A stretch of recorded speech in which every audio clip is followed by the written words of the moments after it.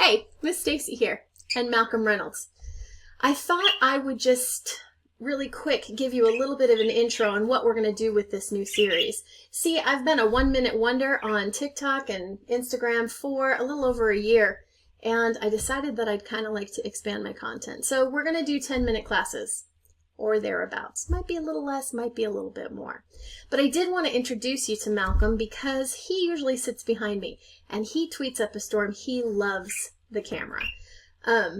His name is Malcolm Reynolds, and if you know, you know. He does absolutely aim to misbehave at all times. So sometimes you'll see him on my shoulder and he'll just fly off. That's always a really good time on camera. As far as this class is concerned, what we're going to do is we're going to talk about spelling. Now, I've thought about it. Which direction do I want to go? Do I want to start everybody at 8th grade? Or do I want to start at the beginning? And I figure no matter which side I go with, so loud in my ear. No matter which side I go with, I'm going to be wrong. So I think it's probably better for me to start at the very beginning. And we are going to start with some spelling right here at the beginning. Please feel free to use any spelling curriculum you personally want. This is just going to be tips and tricks. I do have an assessment there if you'd like to use my spelling lists. And I do have some assignments and things like that in the description that you're welcome to use for your own family, just to work along with me during the video.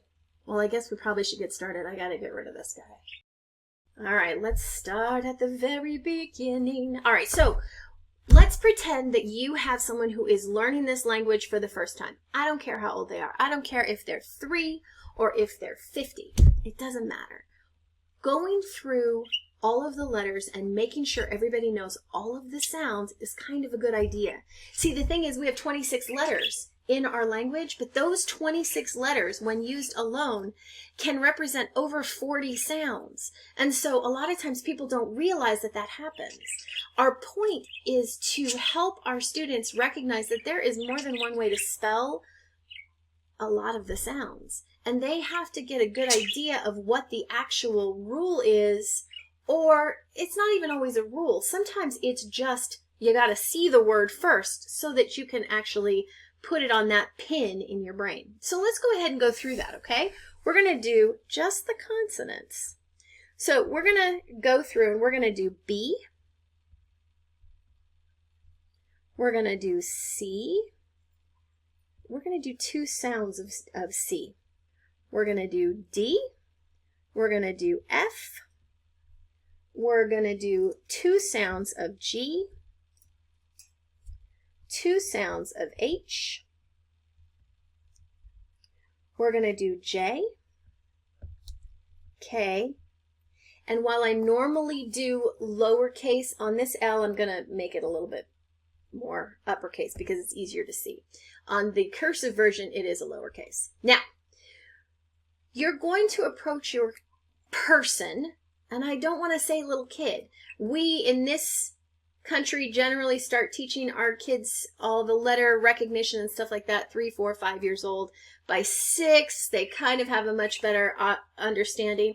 But I've known people who are learning this language for the very first time from a totally different letter set. And this is a good place for you. So let's go ahead and go through these. I'm going to mark some pretty important things. Now, generally, I make sounds that make sense to the first time user. So there are a lot of phonetic symbols that are out there that people will use. You are welcome to learn how to do that. I am not going to teach you that. I want your 6-year-old American kid and your 27-year-old Spanish kid and your 35-year-old Japanese person to be able to come in here and go, oh, a B is a B sound. Okay, so I'm going to do this. B is B. That's the sound it makes. C makes 2 sounds. I want you to notice this up here. C says S when followed by EI or Y. Now, I didn't write this on here because it's not as steady of a, it's not as frequent of a rule that we say out loud. But we do have C generally says K in front of A, O, and U. So we have, that's our most common C. That's a K sound.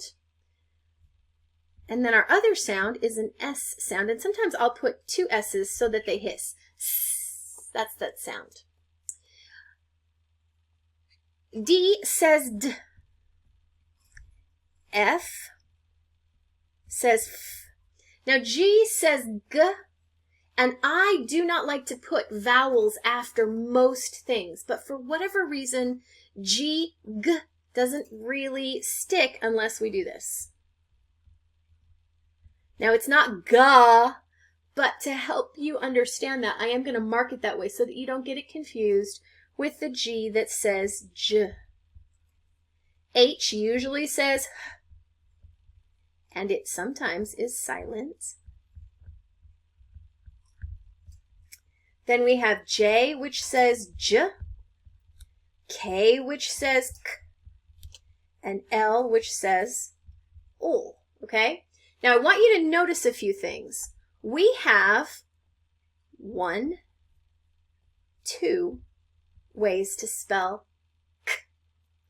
And we have 1,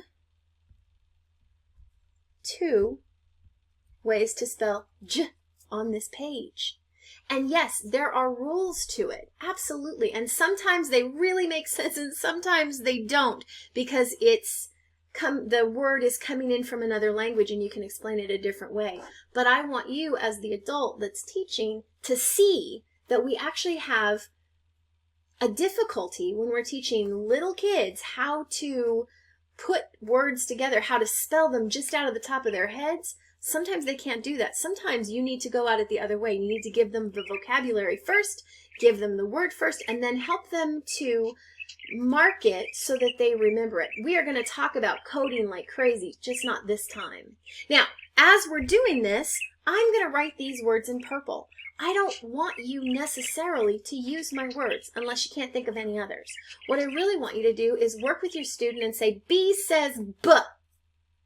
What words say B?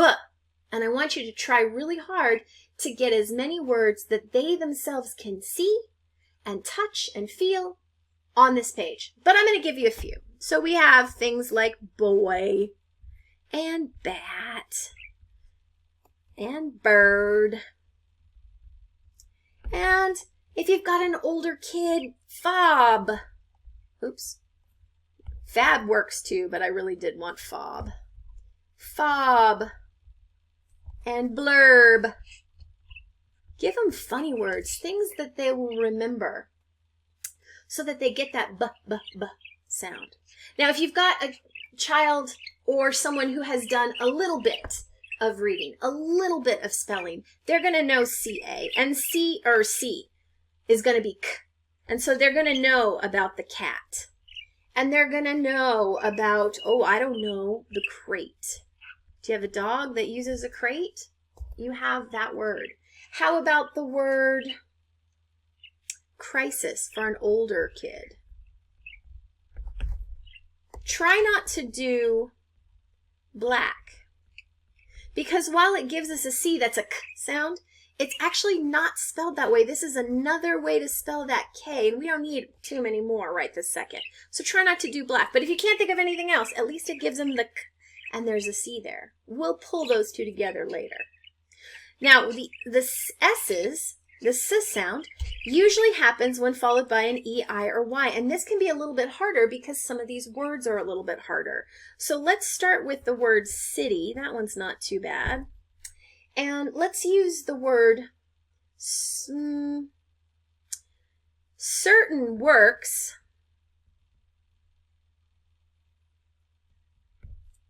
But curtain doesn't, right? That's a K sound. A lot of times people will use ceiling, but ceiling is a spelling word that's for a little bit older kids. And then we have like cycle. D says D. There should be dozens of these things in your life, but here's a couple. If you've got a dog, if you've ever said danger. How about digging? What about if you have an older kid and you say, what is 10 years? And they say decade. Why, that's a D word. Make sure you pull things from everywhere. How about F? F is pretty easy. It's a F sound. So we've got things like famous, and fire. And what about throwing in a word where the F is in a different place, like different? The idea behind this is we want people to hear the F sound and we want to tie it to an F. Now we've got the G, G sound, which is the more common G. So I don't want you to say giraffe to me. G does not, giraffe is a G, but it's the second sound of G. So we're going to say garden. We're going to say gold. We're going to say grammar, because I like grammar. Although grammar's a tougher word because that AR is weird. Grape. Now, I do want to mention a gotcha. Notice that your C does say K before A-O-M-E-N-U. So does G. And G is kind of tricky because it has this G that is natural to it. And we have words from different languages. Words like the word get. If they say get, write it down, but pass over it. We're going to talk about the rules behind it later. You do want them to have a G, G, G sound, and get may be the word that they come up with. But you need to know that this one's an exception. All right, what about the J sound? Remember, G often says J when followed by E, I, or Y. And this one also, these are a little bit harder of words. So you've got words like, you could use germ. You could use ginger. Don't look at me with commas. And then you could use like energy. The GY at the end almost always says J because it comes with that Y saying E. Then we have H, and H is pretty easy as a H sound. You should be able to find dozens of these. But let's say we've got hat, house, happy. Maybe I've got an Uncle Harold. Make sure you pick words that your kid knows and will use, that you can quiz them on. Sometimes, not very often, but sometimes H is silent. And so words like hour and honesty, herb, depending on where you're from, that H is silent. Now, we have J saying J and J saying J should be pretty easy. You've got joke, jam, jolly. Throw a verb in there, jump. You want there to be different J sounds. And you want to be able to say germ actually goes with the G. Jolly actually goes with the J, so that they start recognizing that they have to verify what that J sound is. K, so many. And you probably have all of these. Kite. Sorry, the lower this gets, the harder it is for me to write on. Kangaroo. Throw in kiosk for one of your older kids. Something like that. And then L, easy stuff. Lunch. Lake. Lion. Leaf. And hopefully harder things if you've got older kids. Now, one thing I will say to you, I'm going to go ahead and erase this 1 and 2 because what we actually want to do is start numbering our sounds. And in this case, we are going to number our C is going to be number 1. And I don't usually mark number 1, but I always mark number 2. And so if you can start saying, hey, this is that second sound of C, this is the beginning of coding. Same with your G and your J. We're going to say G is the first sound, J is the second, and you can mark them both if that makes it easier, but I usually just mark the second sound. So germ, ginger, and energy. That's going to give us a little bit of an idea of how things are spelled later. When they put a 2 over the G, they're going to, in time, they're going to know that that's a J sound. Same with your H's. We've got a 1 and a 2. And we're going to put a 2 over that silent, and on silent letters, I double underline them. 2, double underline, 2, double underline. This is the beginning of coding. All right, I hope this is helpful. I'm a little bit more than 10 minutes. I'll see you next week.